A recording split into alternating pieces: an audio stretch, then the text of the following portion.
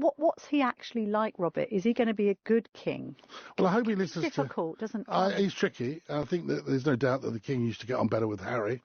Really? There's Why do you say that? That's what I understand to be the truth. I mean, I think that the people that know them well said that was part of that. They had the heartbreaking side of this whole fallout was that the king and Harry used to sort of see eye to eye more. They used to have more time. They used to get each other more. Whereas I think with William and the king, there's always been clashes over the ivory in the royal collection, and clashes over just little things. The appearance of George, I remember in a photograph on a desk they had a massive row about that. He can be quite, not controlling, but he's a bit tricky. He's got a bit of a temper. You use the following words to describe William. You say he's occasionally been over-assertive, can be difficult to handle, with aides approaching sensitive matters carefully. Yeah. Despite his public composure, insiders describe William as prone to mood swings. I think that's fair, as I wrote it. But also, I think that if you go and speak to a few people off the record, they would say that's probably being generous. The recent conversation between Camilla Tomney and royal expert Robert Jobson has sent ripples through royal watchers.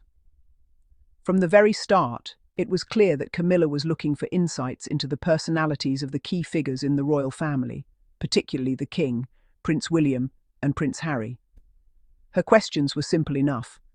What's he actually like? Is he going to be a good king?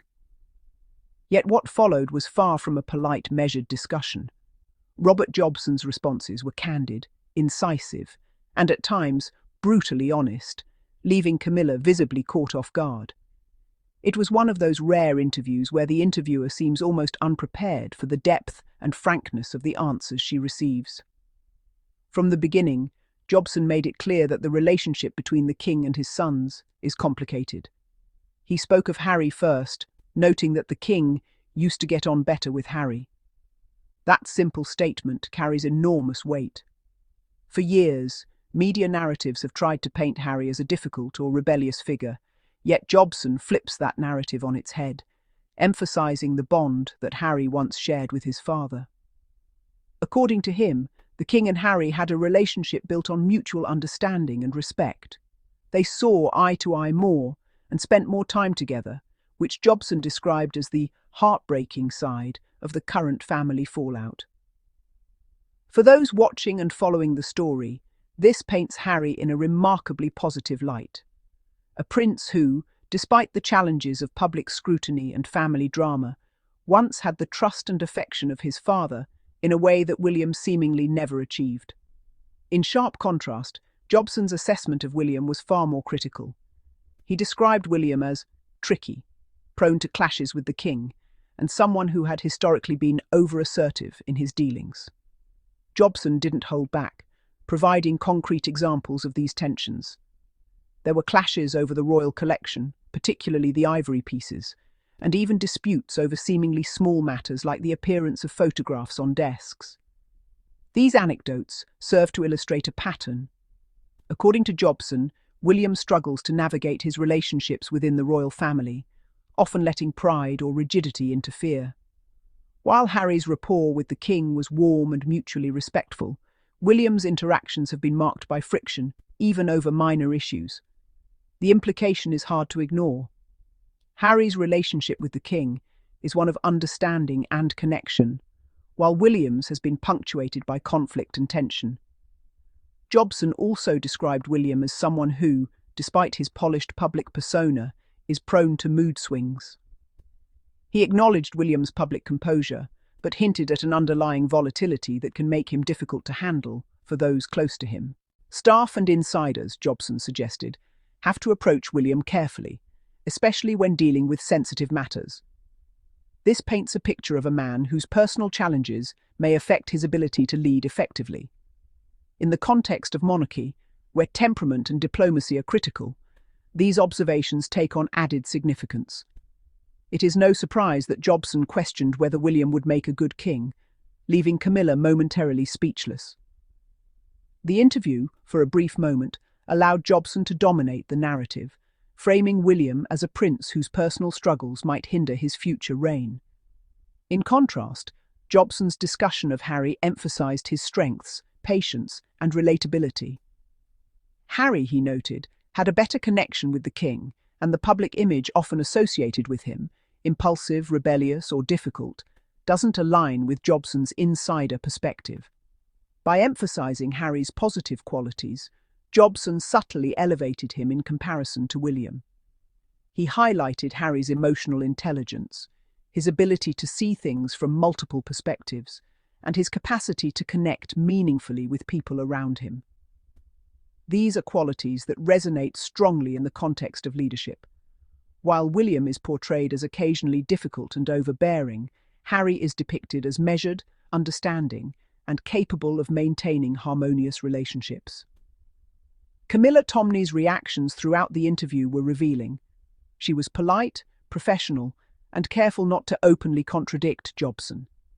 Yet one could sense her unease as Jobson systematically outlined William's flaws. There is a certain tension in the way she listens, occasionally interjecting, but largely leaving Jobson to deliver a damning portrait of the future king.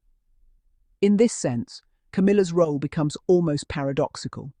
She is both the conduit for these revelations and, simultaneously, a figure trying to mitigate the impact of Jobson's commentary.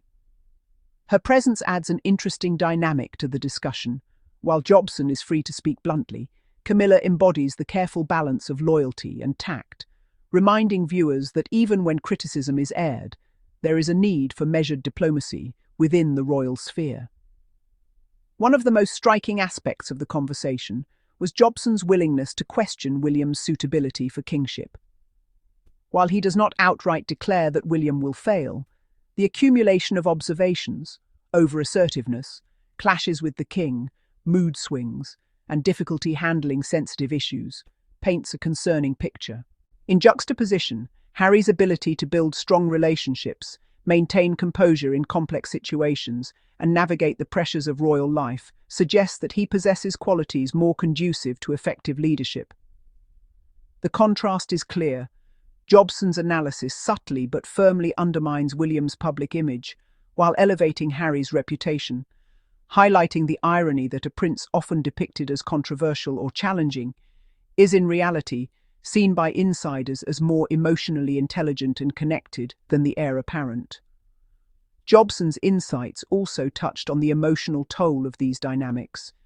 He described the fallout between the king and Harry as heartbreaking, suggesting that the rifts in the family are not merely public spectacles, but deeply personal and painful.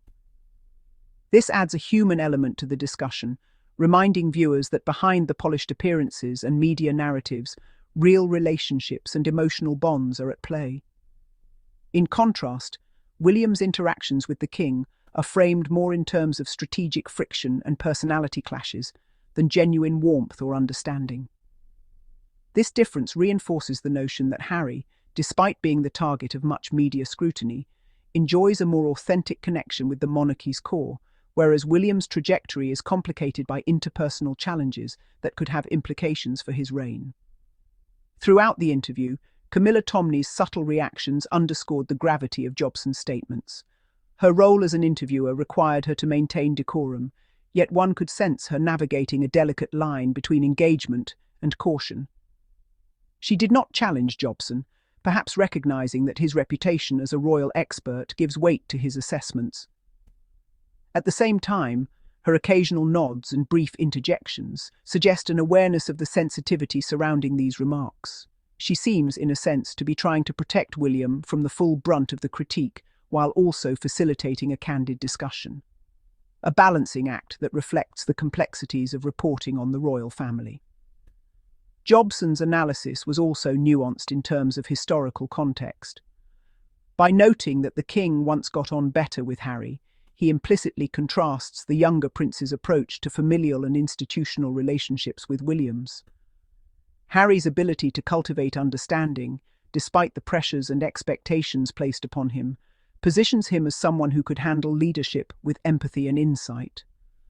William, in comparison, is framed as someone whose assertiveness and occasional mood swings might hinder collaboration and complicate decision-making. This historical perspective reinforces the broader theme of the interview, that perception, personality, and interpersonal skill are just as important as public image in assessing royal competence. The conversation, ultimately, was a masterclass in subtle yet forceful critique. Jobson's remarks systematically dismantle the idealized narrative of William as the perfectly prepared heir, replacing it with a more complex and arguably more realistic portrait of the man behind the public persona. By contrast, Harry emerges as a figure whose strengths have been overlooked or misrepresented in mainstream media. The interplay between Jobson's blunt assessments and Camilla Tomney's composed presence creates a dynamic where truth and tact intersect, where viewers are invited to reconsider assumptions about leadership, temperament, and royal capability. In conclusion, the interview left a lasting impression. Camilla Tomney, despite her years of experience and professionalism, was occasionally left speechless as Robert Jobson delivered unflinching commentary on William. Harry, by contrast, was painted in a positive light, his strengths highlighted, and his previous criticisms reframed in a context that emphasizes his emotional intelligence and rapport with the king. William, meanwhile, was portrayed as over-assertive, tricky, and prone to mood swings, raising questions about his suitability for kingship. The conversation illustrates the delicate balance of royal reporting, revealing truths, protecting reputations, and navigating complex family dynamics. For viewers, it was a rare moment of transparency, a glimpse into the personalities behind the crowns, and a reminder that the story of the royal family is far richer and more nuanced than headlines alone can convey. This exchange will no doubt fuel discussions for weeks to come. For some, it may confirm suspicions about the interpersonal dynamics within the royal family. For others, it may challenge long-held assumptions about leadership, temperament, and public perception. What remains undeniable is the clarity with which Jobson presented his views. Harry as empathetic, connected, and respected. William as occasionally difficult, overbearing, and prone to clashes.